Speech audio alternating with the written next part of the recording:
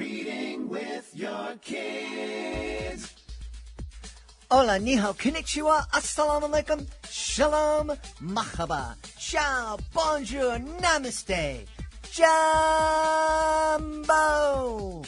Bienvenidos. Hey, my name is Jedley. Welcome to Reading with Your Kids. We're coming to you from the oh-so-beautiful neighborhood of Reedville, located in the southwest corner of Boston, Massachusetts. We're so very honored and absolutely delighted that you join us in our mission to help all families grow closer through reading. We do that by sharing fun, thoughtful, and thought-provoking conversations with fascinating people who just happen to be writing books for kids of all ages. Please be sure to tell all of your family and friends about the show. Let them know that they can hear us on the WREB AM/FM 24/7 radio network. And they can find us on the iHeartRadio app, Spotify, Apple Podcasts, Good Pods, Podcast Addict, CastBox, Player FM, wherever you find your favorite shows. We have three amazing guests for you today. First up, Becca Sexton. Lessons from a Librarian. She is sharing some great advice how we can help our kids develop a love of reading. Sarah Versher will also be here to celebrate her brand new book, Magnificent and Different. And then we're going to be taking a listen back to our conversation with Liz Serrano, Vice President of Scholastic. Before we invite our guests into the studio, we want you to know that this episode of Reading with Your Kids is brought to you by Ken. Beautiful book written by Carolyn Nunez Vasquez. What do bears, foxes, eagles, deer, coyotes, and rabbits and nature have in common? They teach human beings important lessons. And when we learn to pay attention to nature, we learn much about living in harmony. All animals have a kinship to each other. We can all learn from others, bringing the message home that even though people come in all different sizes, shapes, and colors, we are all human and we are all kin. This book, Ken, uses folklore to teach the readers lessons they will cherish for life. Get your copy today, Ken, by Carolyn Nunez Vasquez. Join us right now from the beautiful state of New Hampshire. I mean, my guest and I could actually meet each other at a Dunk's in about an hour. She's here today. She's a librarian, and she's here today to let us know how we can foster a love of reading beyond the classroom. Please welcome to the show, Becca Sexton. Hey, Becca, how are you? Great, Jed. Thanks for having me. I'm excited to have you. You are a teacher librarian. Is that right?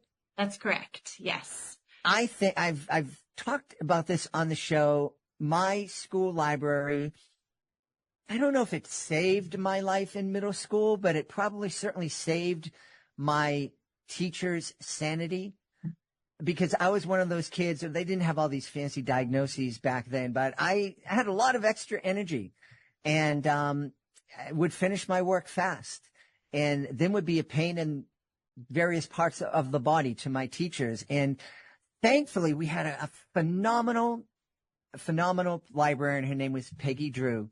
And Mrs. Drew, I guess they had a meeting or something, but at some point, very early in the year, they said, you know what?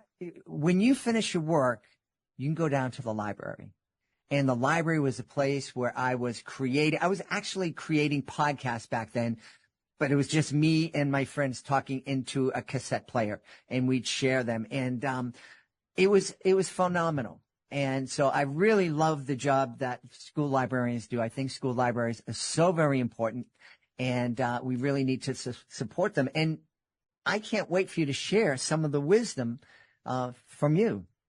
I love your story, and I have many students who, both ends of the spectrum of, right, finishing early and having that extra, need to do something else to create, to feel, right, their place in the world. But also kids that visit our library during their recess time because what the choices are at recess aren't quite fitting either.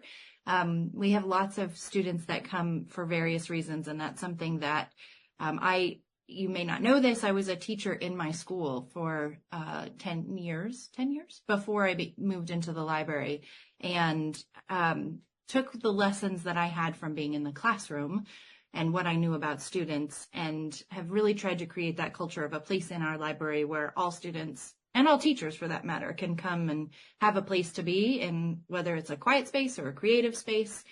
And that's really important to me because, like you, Jed, my librarian saved me too, and my library when I was a kid. One of the reasons I go out of my way to support school libraries is that there are a lot of people out there that just assume every school has a library, and that certainly is not true. I was shocked when one of the interns that worked here on the podcast in the past let me know that 40% of the public schools in the city of Boston do not have a library. And some of the schools that on paper have a library, like my beautiful wife's former school, it wasn't really a library. It was a cage where an aide sat inside and just handed out books. It frightens me that that's the state of school libraries. I certainly am connected, thank you to the World Wide Web, to many librarians across the country. And the number of times that I hear that a certified librarian is replaced by someone who's never had any courses or any coursework in education or in librarian work is really sad, because the research is very definitive that having a certified librarian is very impactful, and not just on reading, on all aspects of a child's time in elementary school and up through high school. I'm speaking obviously from the elementary lens, but. So let's talk about how we can help our kids develop that love of reading, because it's so very, very important. I agree. I think the number one thing, in thinking about my time talking with you today, and trying to boil it down to a simple nugget, I think that access and choice are the two pieces that I think are the most important for our kiddos when we read. And thinking about the fact that there are some places that they don't have a school library, that's really unfortunate. I think that our libraries are also under risk at this point in our country politically. So, supporting school libraries, supporting town libraries is really important. And our town libraries, our public libraries, are doing an amazing job, with programming, especially during the summer, because we know that that's a really important time for our kiddos to be able to have access to books. Yeah, absolutely. One of the things I've learned here on the podcast is this idea that kids learn to read from preschool, kindergarten to grade 2. But when we get to grade 3, now we're reading to learn. And if a kid doesn't have those reading skills or struggled to kind of get up to grade level at grade 2, and then they take the summer off, they're going to be treading water in a really hard way come the start of 3rd grade. Exactly. And if we do have students who are still learning to read at those grade levels, it is even more important for us to be providing the skills and the tools.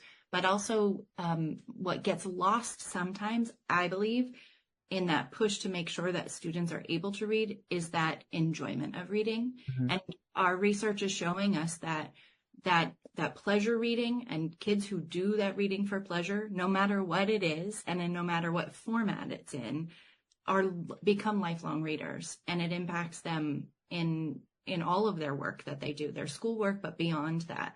And we know that kids that have positive interactions with reading, and they need to have a lot of them, that, the numbers are high about the number of positive interactions that they need to have, are really influential. So wherever we can lend a hand to make that fun, make it exciting, make it enjoyable. And I think that something that happens is sometimes we judge, not judge, that's not the word I want to use, but sometimes we say something isn't real reading. Mm-hmm. And if we can have our kids picking up a book and reading a book, or reading the back of the cereal box, that was something that I did as a kid, anything to read, it should be celebrated. I think judge was the right word, because I was guilty of that with my son. He devoured graphic novels and anime.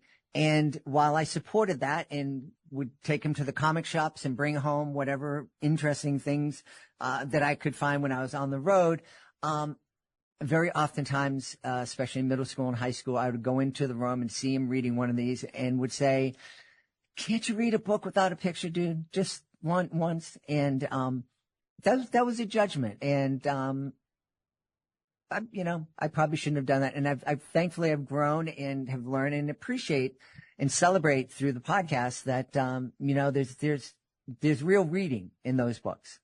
Yeah. Yeah. And I think that's common. I mean, when I taught fourth grade, I feel like I remember having the same sort of feeling or comments and going to the librarian at the time and saying, like, talking about certain kiddos, like this particular child, I really want to get them into a real book. I mean, those were the words I used too. Mm-hmm. And it wasn't until I put myself in a different place that I really could see. And one of the benefits of being in an elementary library is that I have kiddos from kindergarten all the way up to fifth grade. I get to see their reading choices on a weekly basis and see those kids that really are devouring the graphic novels and then branch out because they've developed a love of story. Or I can suggest something like, oh, if you really liked that, give this a try. And you do see them branch out. And for some kids, graphic novels might be it. Mm-hmm. But there is, we see the level of language that's in a graphic novel. We see the storyline and plot. It's not just Garfield, mm-hmm. right? There's much more out there than there used to be. Yeah. I've told the story here on the podcast in the past. I was at the Chicago Toy and Game Fair a number of years ago and had a number of the books that we've celebrated on the podcasts on my table. And a lovely family came by, and there was 3 little kids and then an older teenage sister along with mom and dad. And so the mom and dad were showing the books to the little kids, and the teenager was just kind of like bored. And I said, so what kind of books do you like to read? She said, I don't like to read. Really? And I go, you know what? Read this book. And there was a book, we've celebrated the author Stephen Joseph's really fun and silly books that are filled with all sorts of goofy words and stories. And I said, just kind of read this. And it was his book called The Tyrantic Frankosaurus. And, and she started reading and she started giggling and a smile broke out over her face. And it was really clear that this kid just hadn't found a book that she loved yet. Yeah. And I think that's so true. Anytime a student says, I don't like reading, I recognize that and respect that and then offer, we haven't found you the right book yet. And right. We'll keep looking. And that's my job, right? Is to look for and help them find that right book. And I love that. I love when a kid picks up a book that doesn't want to read and then you see them silently guffawing and, flipping the pages. It's amazing. One of the things that used to happen in my school was in my middle school. Then I went to a more traditional high school, and that was real. I went from doing really well at the school that was all about find a book that you want, and write a book report about it, as opposed to read this book. And when I got to the high school and it was read this book, it's like, I ain't gonna read any of the books that you want. Which was not a good attitude for me to have. But what happened to that, that, hey, just read a book and then write a report about it and see what you learned. And I don't know. Is that happening in a lot of schools these days? It certainly was something that I loved. Yeah, I agree with you. And I think that we're seeing, as we're, across the board, I feel very fortunate in my district that we do have a lot of flexibility, and I see a lot of teachers working with me to create book choice projects where students maybe are choosing the book, but the format that they're going to be talking about it in the classroom is going to be the same. But what we see, I think, across the nation is, as we worry about test scores, right? All the curriculum is being required to become more lockstep. And that creativity gets lost in that spot. And I think that the choice gets lost. And so oftentimes, and I'm not saying that every classroom teacher in my school or in schools that we work in is able to do that or is going to do that. And that's where I think the classroom or the school library becomes a place where choice is really, really important. When I began in my library, I had teachers that would come and tell their students in front of me as they walked into the library, you must choose this book, and these two kinds of books. Those are the books you can choose. And I've been able to work with the teachers in my school to sort of shift that mindset. In the classroom, absolutely. There are certain skills that they need to be learning. There are different ways, and there are, a selection of books that are really important for that. But when they come to the library, that's where they get to blossom. That's where they get to pick up something that is too easy or is more difficult or challenging for them, because that's what they want. Mm-hmm. I think that part's really important. I've made a living doing educational magic shows for 35 years at schools and libraries across the country. And I'm always amazed. I hear from librarians very oftentimes after I do a show, and the kids just invade the library and devour any magic book or magic related book that they have. Cause I just saw this thing and it was really cool and it inspired me and I want more of it. Exactly. Yeah. And I think that, we see that too, anytime we have an author visit or, somebody who presents a science topic or, anything that it ignites that. And that I try to capitalize on and create displays or pull books that are connected to that. Like, if you liked that, try this, right? And I've been working in my library to also include students in that, those kids that are the early finishers or are the just want to be in the library because it's a place they want to be. We have library leaders. They name themselves different things. Sometimes they call themselves junior librarians. And they come, and it would be really easy for me to just put them to work, although some love it, to reshelve or do that kind of task. But I've been really working this past year on giving them jobs that are going to keep engaging that excitement and that love of reading by finding things. So sometimes, I'll have students create a display around a different topic of their choosing, sometimes related to something that's been happening in the school. And it's so fun when they're, either looking on the catalog and searching, or they're in the stacks and, oh, this would work. This matches. Can I take this one home? I meant it for the display, but can I check it out? And that's the golden ticket right there. Yeah. I assume that people who are listening, at least most of the people who are listening to a podcast called Reading with Your Kids, are already on board and they love reading with their kids. So in some ways, I feel like we're kind of preaching to the choir. But I want to know, how can the choir help inspire the rest of the community and support the rest of the community to get everybody excited about reading? Absolutely. And I also would say I agree with you. I think there's probably a lot of people who are already on it here. But I think sometimes, right, you can be really, really excited about reading and really supportive of it, and your own kids might not be as excited as you are. One of our PTO members and a volunteer in our library has, 3 boys, and one of them, she is all on board. She's a former English teacher, and she struggles getting her kiddo to read. And I think that there's a couple of things that come to mind when I think about how do we help our kids read. Number one is we just need to make sure that there's access there. My daughter is a rising 6th grader right now. And as a kindergartner and 1st grader, boy, did that girl love a story. Her bedroom, she's got a whole bookshelf that she's begging me now, please, Mom, can we move on? Can we put these picture books somewhere else? So she's had access, but she was a struggling reader. It wasn't fun for her. What happened for her is that we read so much, we listened to so many books on audio, that when it came time for her to do the skill work, the books that she was reading in order to progress in her skills felt dumb to her, right? They didn't have a plot. There's no story here. The characters are silly. And we really had to push through that. And it wasn't my influence that did that. Thankfully, we have some incredible teachers that really helped her. And somebody finally suggested reading to her stuffies for 10 minutes before she came and read to us, or to read to the cats. And that worked. But it was a struggle at first. And now she's a voracious reader.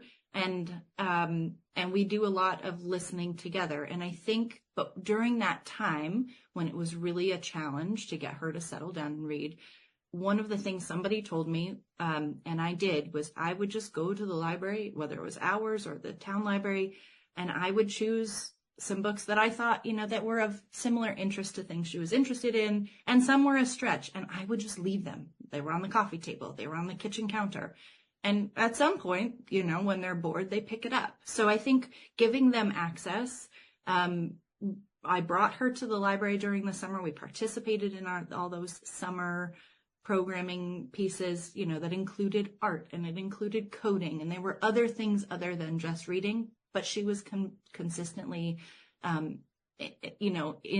arm's reach of those things. And we know that kids that don't have access to materials during the summer, that's where we see the summer slide happen the most, is students, especially in, low socioeconomic areas that don't have anything to read, don't read anything. And we see that gap widen between those kids.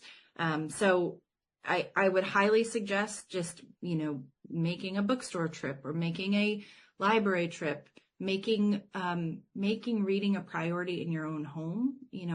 We always read and we listen. We use we have access to Sora through our school, which is, the version of Libby that we get when you go to your town library. And we listen to a lot. And, in the car ride, there can be cranky days and you flip on that story and all of a sudden we're talking about the story and no longer the argument over whether, I can have that candy or not. So I think that those two things, but I think also making reading fun and allowing students and children to choose what they decide to pick up and not worrying too much about what it is they're picking up, as long as they're picking something up. Yeah.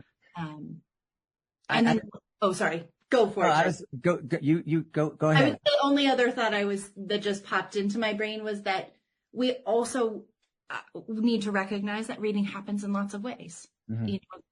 I have students who will only listen to stories because they're listening to them. And they'll say, I do some interviewing of students and say, like, would you rather read a book or listen to a book? Would you rather? And we do a lot of games around that. And a lot of students will say, I really love listening because I can color, I can fold my clothes, I can clean my room. It makes it easier to do that.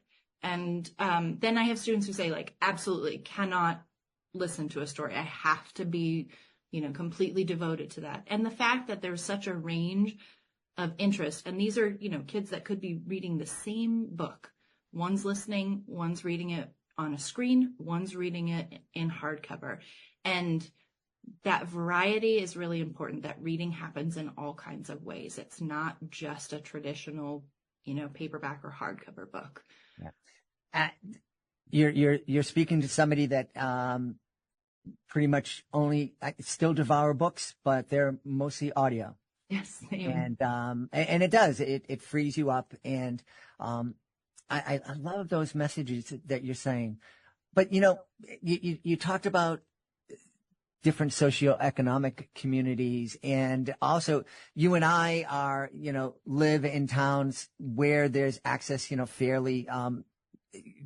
Yeah, I'm in a big city. You're in a smaller city, but still there's access to a public library and whatnot. There are kids in New Hampshire and Maine and Vermont and parts of Massachusetts that live really, as we say in Boston, wicked far away from the closest library, and it might be really difficult for them to get to the library to take advantage of those things. I hear that there's a lot of library resources that people can access online. Am I right about that? Absolutely. And yeah, I would say for those of us that have a lot of access, I'll go back to your online piece in just a moment, but in thinking about, I was saying how my own daughter was like, Mom, please get rid of these books. And I was like, there's all those picture books that we read together when you were little. And it's sort of this like feeling of, not wanting to let go of that. And I recently read, and unfortunately I can't remember where, that idea of letting go of those books, I can be putting them in the hands of readers that don't have that option or don't have as many selections. And then that story or that book, can be read and passed along. And so I think, what we can do, those of us that recognize and love reading, is do what we can to put those books in the hands of kids that don't have access, whether that's in little free libraries. And sometimes we will drive to a place where I know that there's not as much access or the library doesn't have as much, but there are some little frees that are up and about, and we'll stick some of those books in there. So that's one thing I think that we can do. But in terms of access by, online, there's a lot out there. Public libraries, even if it's not your own public library, there are in every state multiple libraries that you don't have to be living in that place to access those online libraries. So Overdrive is the big company, and then Libby is what we usually hear about when we go to our town libraries. And with a library card, some of which you can access libraries that aren't in your own town. And I'm happy to send along a resource that I have for that. You just put in your barcode, and there you've got the world of books at your fingertips.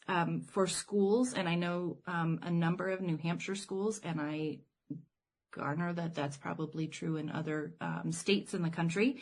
Sora is the school version of Libby. So schools that participate in purchasing, it's like a yearly subscription to Sora.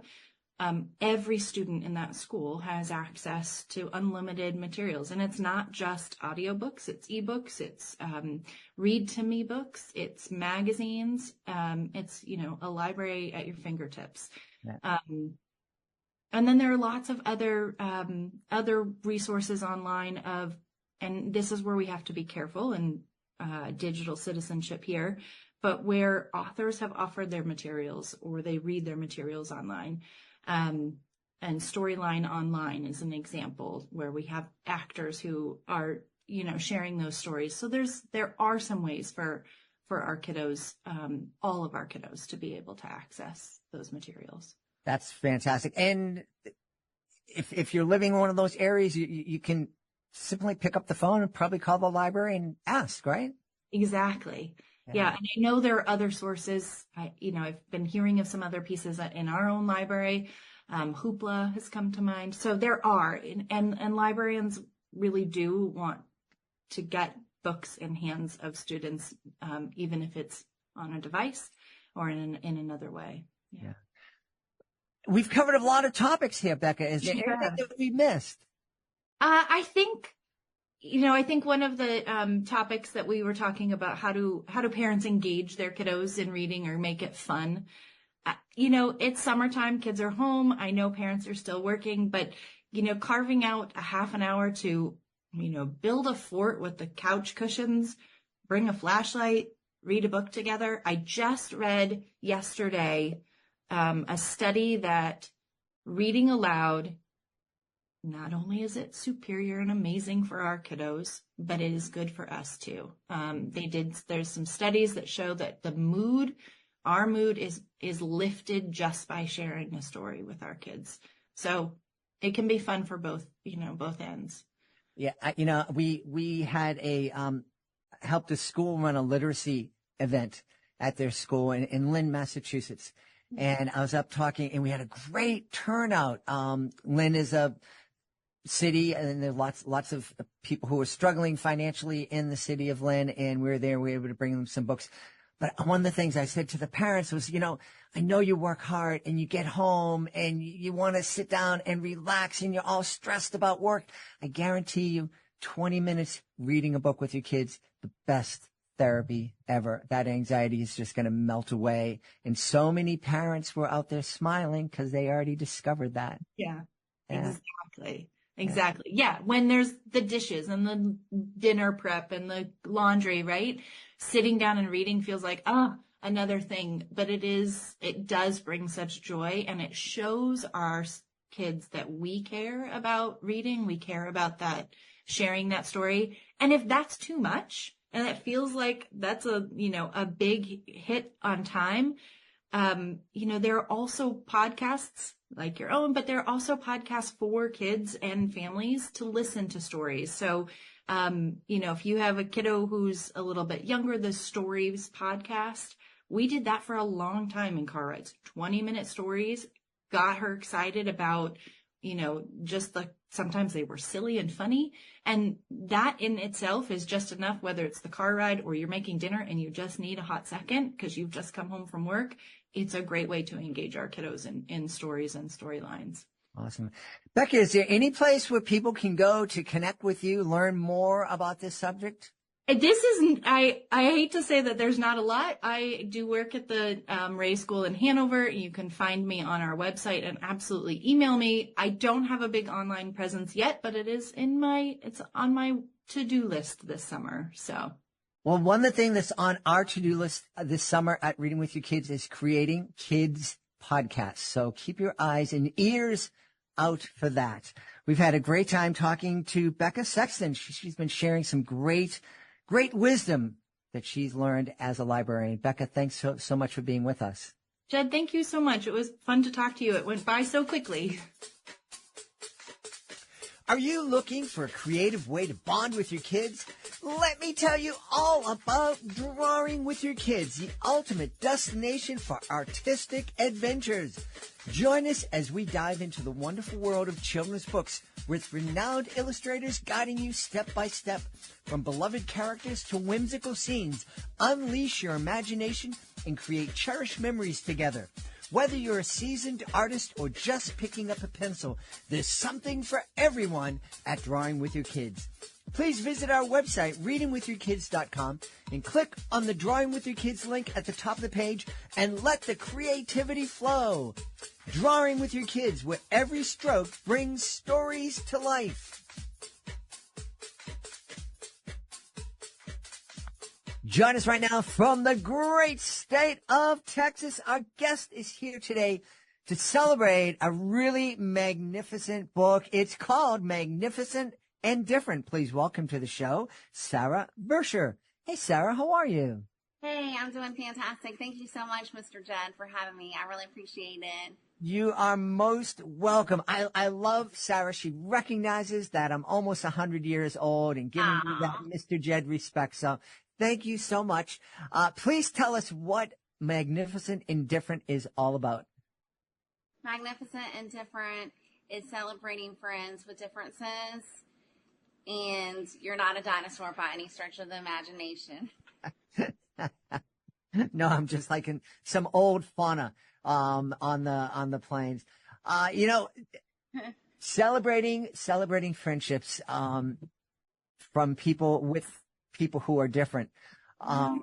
It's something that's near and dear to my heart. I've mentioned oftentimes before I started my career as doing educational magic shows at schools, I was working in a school for kids with severe developmental disability.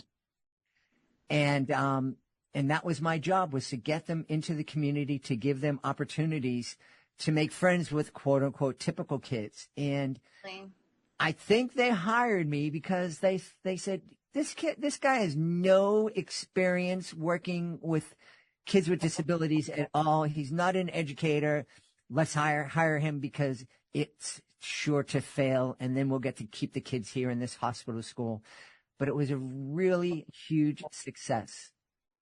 That's amazing. Yeah, you're creative and innovative, and that humor is just great medicine for the heart. You definitely were effective with those kiddos. They need someone outside the box, so that's why they chose you. Well, thank you. Thank you. Tell me, what inspired you to write this story? So there were numerous influences that led me to write this particular book. I was a teacher for 15 years, and I taught in different states, starting with Utah and Salt Lake City to Vegas, South Carolina, South Korea. Now I'm here in Texas, and I encountered precious children with various abilities in the classroom. And we rewind back to when I was in college. I volunteered with various diverse populations of people. Like, I was part of an impact team. We went to the trailers and we were helping those with their homework that were acquiring English as a second language. And I was always mesmerized and inspired by people who may struggle and they're able to overcome. And when I was in college, I worked at a disability camp, Camp Echoing Hills in Ohio. And I worked alongside some Ghanaians. They were passionate, excellent workers. And I was amazed by them. And that led me to go to Ghana, West Africa, where they had another sister camp. And it was just really awe-inspiring to have a different perspective and to be around different people. And I notice how they are able to compensate with different strengths that I don't possess. Wow. What a career, teaching all over the world. How exciting. You're sweet. Yeah. Yeah. Tell me, please, Sarah, in the different places that you go, because I know when I was working in that school, it was back in 1989, and there were certain parts of the country that were ahead of the curve in terms of offering people with differences opportunities to learn and participate in more mainstream venues. It was before the Americans with Disabilities Act was passed. So there really was quite a bit of differences between cities and states. What about you? You've taught in various states here in America, in the United States. You also taught in a couple of different countries. Did you notice that the level of acceptance was the same everywhere you went, or were some places more accepting and more welcoming than others? Yeah, I would definitely say that in the United States, our wonderful country, that we are light years ahead in contrast to other struggling countries where they disregard the people who are limited with their abilities, and they may be homeless, and it's really heartbreaking to see how they're neglected. However, we still are able to improve, and there's still work to be done, of course, in our country. Yeah. I'm curious, what inspired you to be a teacher of the world and to travel to all these different places to teach? Mm-hmm. So I'm a first generation American. My dad was adopted from Asia. One of my parents has a disability, and I don't want to shame that parent, so I won't say which one it is. And I was able to get a whole ride of scholarships to attend North Greenville University in South Carolina, and I was just totally blessed with my experience there. So, yeah. Yeah. You know, one of the things that I know a lot of people struggle with is being comfortable, being uncomfortable, and because they find a little niche where they fit in, where they have some friends, where they have some support, and they stay there forever. Mm-hmm. Moving to another state and working different jobs, moving to different countries, that can be very uncomfortable. Where did you get the strength and the resiliency to say, yeah, I want to do this again and again and again? I have an adventurous spirit, if you will, and it's awe-inspiring to get to experience different places. I had a hunger and a thirst for traveling, and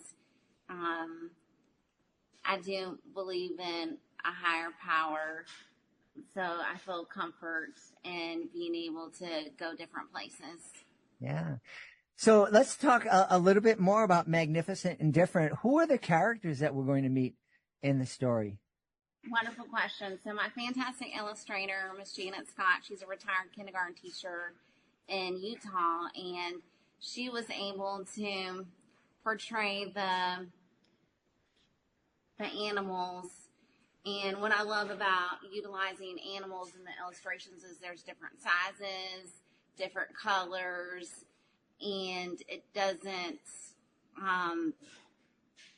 have to single out like a certain kind of people, because we all have a wide range of abilities and struggles, and that diversity is exemplified in the book. Mm-hmm. Mm-hmm. Yeah. I'm really happy that you gave a shout out to your illustrator. Illustrators are so important to picture books. They tell half the story. Right. She captivates it. It's as important as the words, if not more so. It definitely brings it to life. It certainly does. They're essential. And one of the things I saw on your website was that your illustrator has, did I read this right, 37 grandchildren? You definitely did. Yeah, it's unbelievable. What a blessing. Yeah. Yeah, I love her. She's a Mormon. I'm not a Mormon, but we get along great. That's wonderful. That is really wonderful. Did you always aspire to be a children's author, Sarah?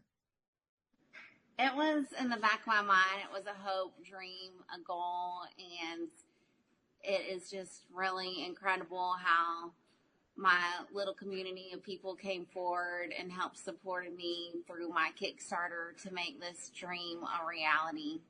That's wonderful. Thank you. And tell me, have you had a chance to hold the physical book in your hands yet? And if you have, what did that feel like?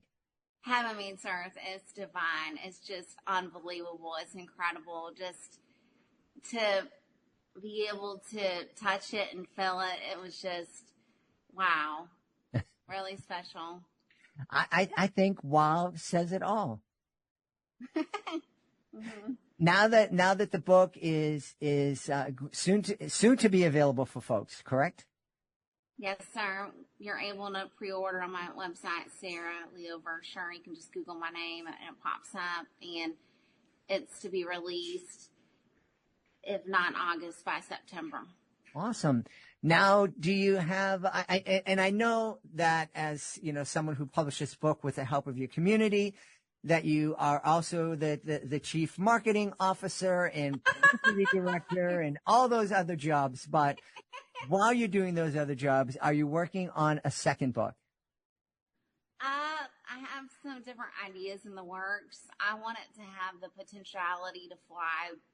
I'm debating my mind with one that I thought about in the past, and I don't feel confident to state what it is yet because I'm not 100% solid of whether or not it has a chance, but definitely I would like to expand the diverse book collection. And it's a challenge because, there's a zillion books out there, and I want it to stand out from the crowd, if you will. Yeah. Well, I think the story, the heart behind your book, the story of your book, and the illustrations of your book are certainly going to help it stand out. I appreciate it. Hey, tell us again your website address and where we can find you on social media if you're out there.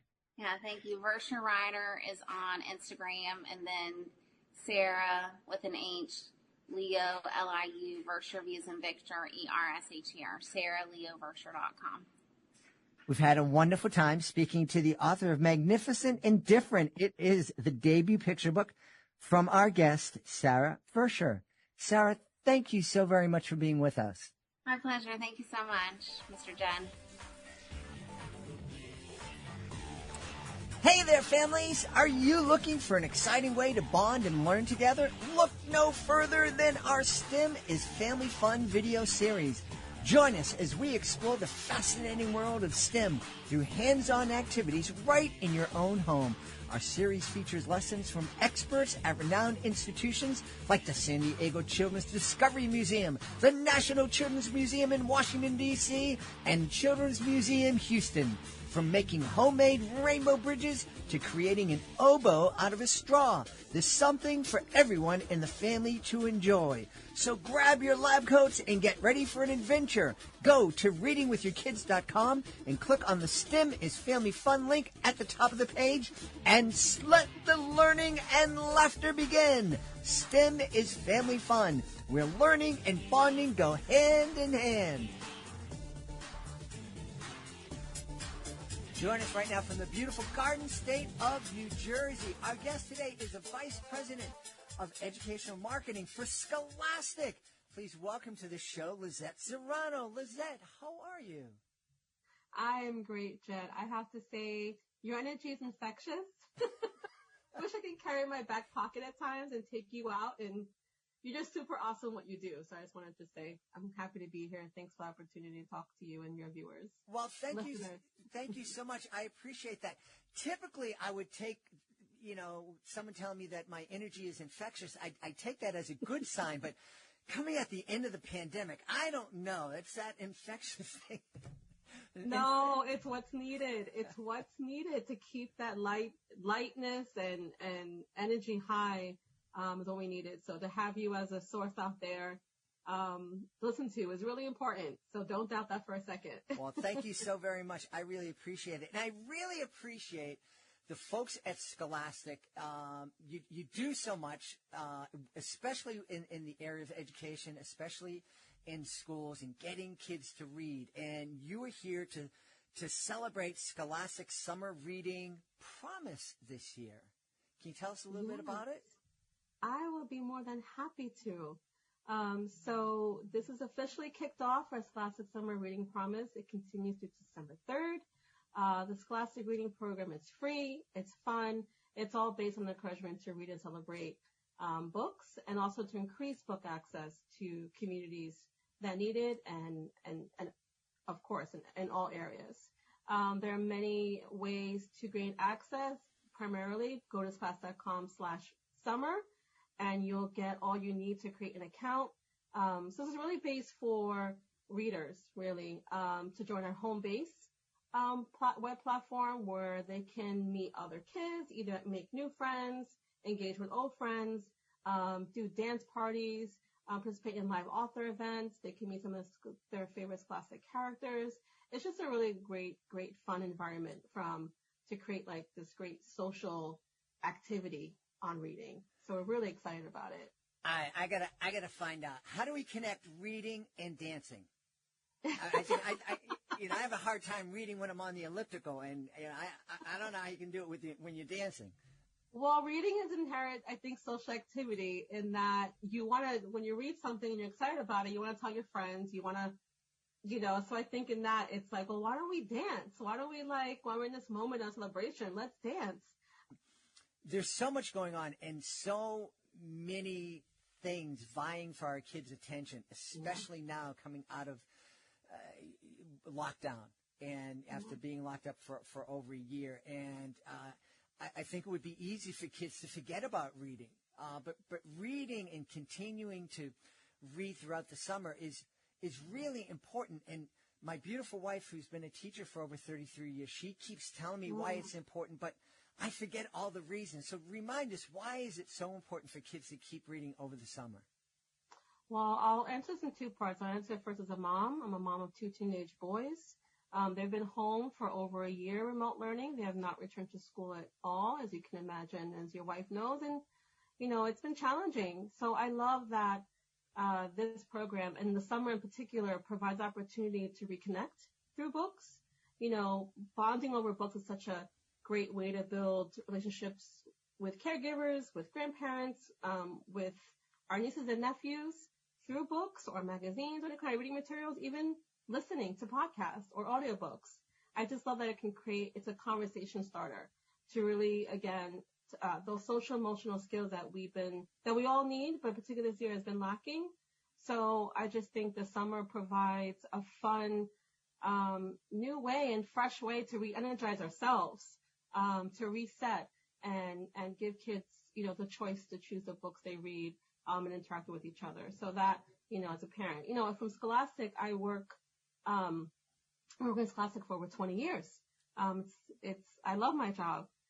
We work with many, literacy organizations to provide kids a reading report for Scholastic. So there's a number of, statistics and research that we found. And we hear from teachers that nearly 98% agree that literacy, promotes students' health, critical to their health and emotional wellness, and vice versa. So It's just the summer is, along with going to the beach and the pool, it's just a way for us to have books as a tool to comfort, entertain us as well. Yeah.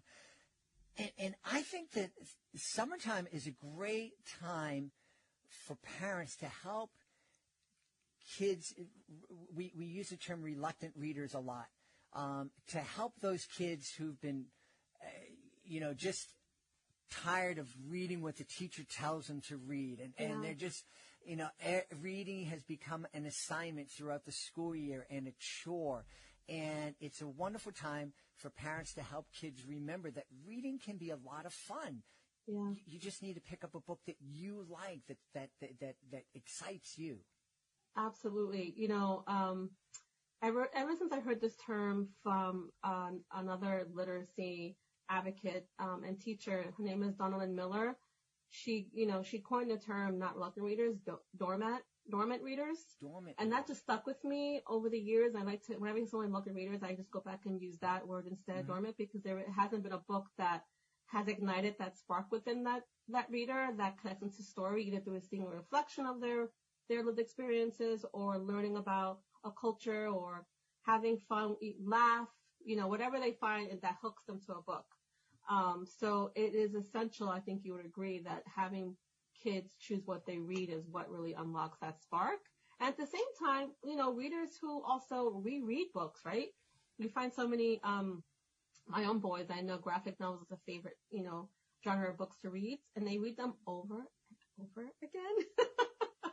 So let's not discredit that, because, each time, whether it's a book with pictures or just, just text, there's something, I think even adults and kids, like when you read a book, you find something new and different when you're reading that during where you are in the period of your life. And that is, so much even more important to embrace words and stories, to revisit them, because they have different meanings in who we are in our lives.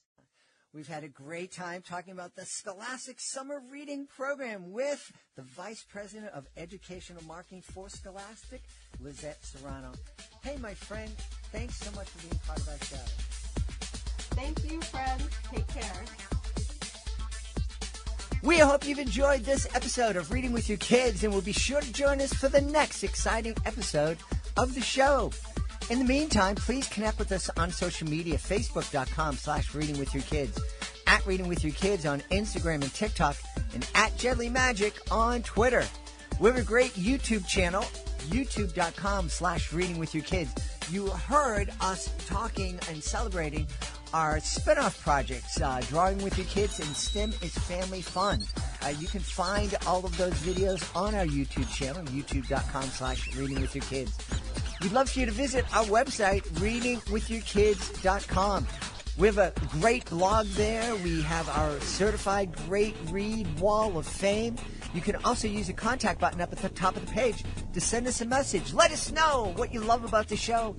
Let us know what we could be doing better, and let us know who you would like to hear on a future episode of Reading with Your Kids. And if you are an author, please be sure to click the Authors Click Here button. You can find that at the top of the page. And that way you can learn how you can be a guest here on the podcast. Being a guest, it's fun, it's easy, and it gives you the chance to tell thousands of Kidlit fans all over the world about your great kids book. You can also learn about our effective and very affordable promotional services. I want to thank the folks who made today's show so wonderful. Of course, I want to thank our guests, Becca Sexton, Sarah Versher, and Liz Serrano. I want to thank my amazing team, and they are certainly amazing. Fatima Khan, Chris Doherty, Rory Grady, Judy Hu, Stella Sheree, Hannah Bosange, Alyssa Montiero, Julia Lipman, Devin Hill. I want to thank my beautiful wife for all of her support. But most of all, we all want to thank you. Thank you so much for taking the time to join us today. And as always, thank you so very much for taking the time to make the world a better place.